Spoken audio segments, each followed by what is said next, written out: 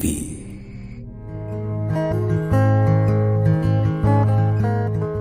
Bismillahirrahmanirrahim. Assalamualaikum warahmatullahi wabarakatuh.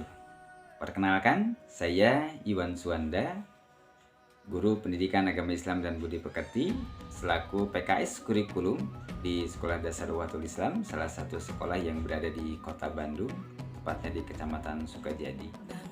Sekolah kami termasuk dari 14 sekolah penggerak angkatan pertama. Kami sekolah bukan berada di pinggir jalan besar.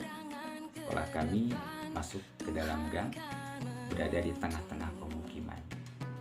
Itulah sedikit gambaran mengenai Sekolah Dasar Ukhuwatul Islam. Izinkan saya pada kesempatan kali ini ingin berbagi praktik baik apa yang sudah saya dan rekan-rekan lakukan selama pembelajaran jarak jauh dan disambung dengan blending. Hasil survei pada tahun 2019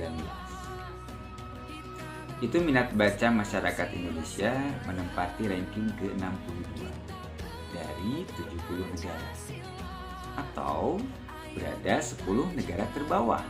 Itu hasil survei PISA pada tahun 2019 ya. Lalu UNESCO sendiri menyebutkan minat baca masyarakat Indonesia itu hanya 0,001%. Yang artinya dari 1.000 orang Indonesia, 1.000 orang Indonesia hanya satu yang gemar membaca. Kenapa hal ini bisa terjadi? Lalu di tahun 2021 kemarin, setiap jenjang sekolah pemerintah sudah menetapkan ANBK, Asesmen Nasional Berbasis Komputer. Jenjang SD itu diikuti oleh kelas 5, namun untuk sekolah penggerak itu diikuti oleh 2 kelas, yaitu kelas 4 dan 5. Di mana satu soal pada ANBK berkisar antara 80 sampai 100 kata lebih. 80 sampai 100 kata lebih dulu untuk satu soal. Bagaimana anak bisa menyelesaikan soal tersebut dengan baik? Bagaimana anak bisa menjawab soal tersebut dengan baik kalau seumpama dia sendiri belum bisa membaca atau membacanya masih terbata-bata? Karena fenomenanya seperti itu, masih banyak anak-anak yang kurang bisa membaca cepat. Lalu dasar itulah yang membuat kami, terutama saya sebagai PKS Kurikulum, mempunyai kewajiban untuk mendorong para guru agar selalu memotivasi peserta didik agar mau membaca. Dan bukan hanya sekedar membaca. Kalaupun misalkan tadi satu soal itu berkisar antara 80 dan 100 sampai 100 kata dan mereka harus menyelesaikan dalam waktu yang sudah ditentukan, artinya mereka berlomba juga dengan waktu. Nah, para ahli mengatakan kecepatan rata-rata anak-anak sekolah dasar itu berkisar antara 250 sampai 300 kata per menit. PR yang harus terselesaikan. Lebih, PTMT akan 100%. Islam ini sudah mengingatkan melalui nabinya dengan wahyu yang pertama yang Allah berikan kepada Rasulullah SAW. Kata pertama yang malaikat Jibril berikan, yang disampaikan itu adalah Iqra.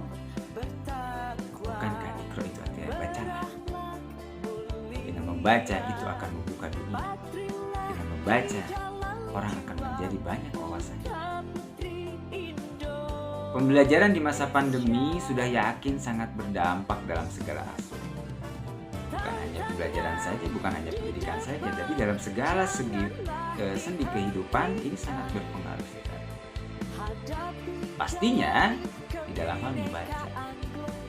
Oleh karena itulah, untuk selalu untuk memacu peserta didik agar mau membaca, agar terus bisa menambah kecepatan membaca, perlu dilakukan cara-cara dan strategi agar mereka mau membaca, yang diharapkan membaca ini ke depannya itu menjadi budaya bagi mereka.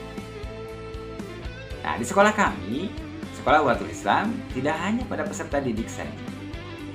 Guru pun, saya selaku PKS Kurikulum dan kepala sekolah selalu mendorong para guru untuk selalu rajin membaca, untuk selalu rajin menulis. Kenapa? Karena guru itu kan sebagai figur di dalam kelas, di lingkungan sekolah, dan juga masyarakat. Dia harus bisa memberikan teladan dalam hal membaca. Selama PJJ kemarin, saya mewajibkan kepada setiap guru, bahkan saya sendiri dan kepala sekolah melakukan hal tersebut. Menulis 1 lembar setiap hari memakai tulisan tegang bersama, menyalin apa yang dibaca. Ini adalah sebagai upaya untuk lebih mendorong gurunya juga mau atau rajin membaca. Jadi jangan hanya sekedar menyuruh kepada anak-anak, tapi gurunya sendiri tidak. Bukankah Rasulullah itu berdakwah dengan sikap, dengan perbuatan, bukan dengan kata-kata, bukan banyak berkata, tapi dengan perbuatan. Kalau guru sudah mencontohkan kepada anak-anak, maka insya Allah hasilnya akan lebih baik ketimbang guru hanya berbicara. Lalu bagi peserta didik bagaimana? Nah, bagi peserta didik untuk memacu dalam hal membaca ini, setiap akhir bulan itu anak-anak dites membaca. Pada saat PJJ kemarin itu melalui video call satu-satu. Anak-anak di video call pada teks tertentu yang sudah dipersiapkan dengan durasi 1 menit. Lalu berubah lagi, kemudian menggunakan voice note dengan rekam suara, dan diberikan tulisannya, teksnya kepada mereka yang baca melalui voice note dengan jumlah kata tertentu. Itu pada masa PJJ. Lalu setelah blended, kami upayakan juga di sela-sela waktu yang sempit, kami tetap usahakan untuk mengukur kecepatan membaca anak, pertama dengan jumlah 80 kata. Lalu karena anak-anak terlalu banyak yang lama sampai mencapai 80 kata, dan waktu kita sempit di sekolah, kita coba lagi dengan menyiapkan teks yang sama dari kelas 1 sampai dengan kelas 6 yang harus dibaca dalam 1 menit. Alhamdulillah, terjadi perubahan, walaupun bukan perubahan yang sangat besar, namun saya yakin perubahan yang kecil tapi istiqomah dilakukan akan berdampak besar di kemudian hari. Lalu apalagi cara lain untuk menambah minat anak baca? Itu adalah membuat grup kelas membaca mahir, di mana mereka dilatih untuk menjadi penyiar, reporter bola, dubbing film. Kecepatan membaca di sana juga mereka kita asah lagi. Nah, ternyata di luar dugaan mereka semua mampu melakukan. Dan yang paling penting juga itu adalah dorongan, dukungan, tentunya motivasi dari orang tua, sehingga mereka tambah semangat untuk melakukan setiap tugas yang kita berikan. Sebagai bentuk penghargaan bagi mereka, kita tidak bisa memberikan mereka reward, kita tidak bisa memberikan mereka hadiah seperti halnya orang-orang di luar sana. Namun hasilnya kita simpan di channel YouTube sekolah. Tak jarang kita juga dipasang di status WA ataupun di media sosial lainnya seperti Instagram dan Facebook.